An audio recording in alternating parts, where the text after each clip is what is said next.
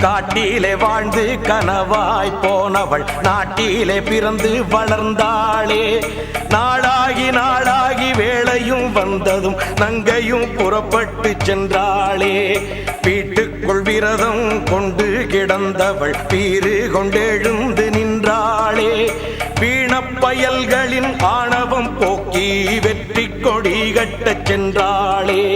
அக்கிரமம் செஞ்ச அந்த பயல்களை நிக்கிரகம் பண்ண வந்தாளே.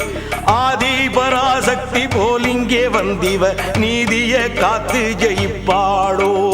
கருமாறி திரிசூலி வெக்காளி மாகாளி அத்தனை தெய்வமும் இவள்தானோ.